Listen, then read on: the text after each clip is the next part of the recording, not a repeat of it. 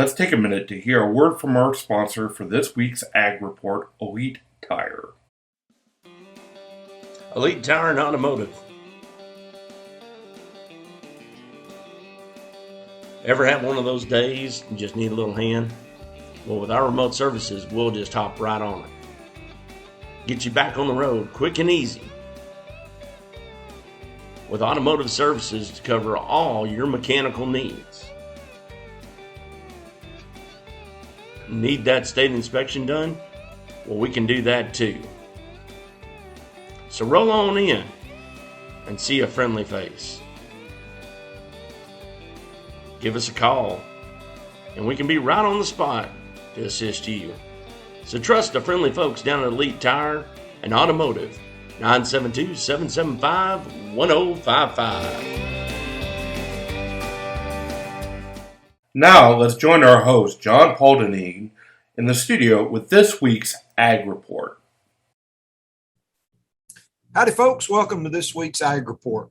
So this week, we've talked about in episodes past that in agriculture, you try and look ahead. It's never really just an instantaneous kind of thing. You have to think about, what you're going to plant next year, what your fields are going to need, that kind of stuff, what your animals are going to need. So let's talk about maybe fall preparations. Okay, maybe I know it's not exactly fall yet, but it's time to start, thinking about those kind of things. Several things may be on your mind. Maybe you're still needing to stock up on some hay for your horses or your goats or your cattle or something like that. As you've heard us talk about armyworms and different things on the different episodes, hay this year has kind of been a struggle. Quality has been a struggle because of all the rain. The cuttings have been late. Cuttings have got rained on. Armyworms have started eating in it. So expect to pay a little bit more for hay this year just because of lack of quality, lack of quantity, that kind of stuff. Also, everything is costing more for your producers, the fuel, the parts, that kind of stuff, labor. So that's going to raise that price of hay. So be prepared for that.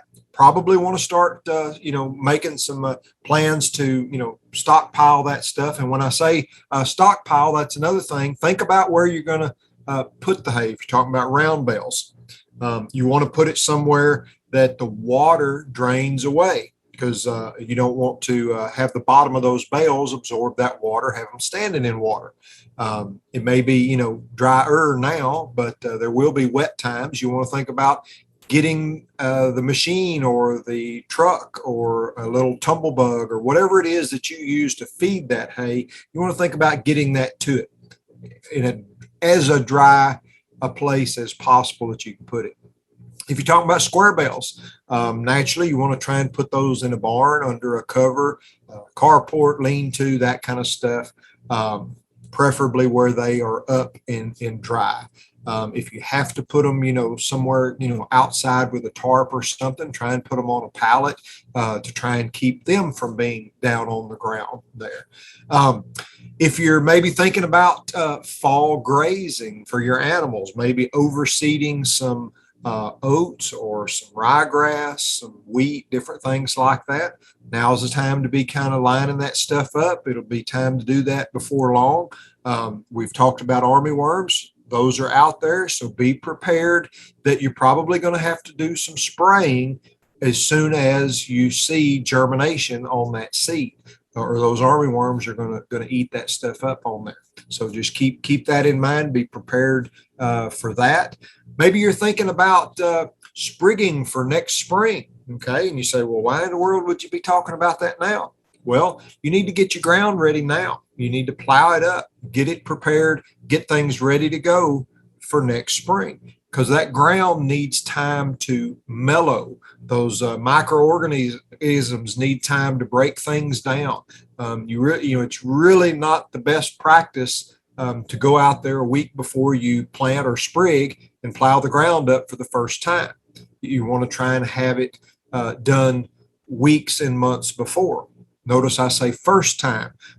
Usually there is not a one pass cure all, fix all. It's going to take a couple of passes, 2, 3, 4 passes, depending on what kind of goal you're looking for, what your ground started like before.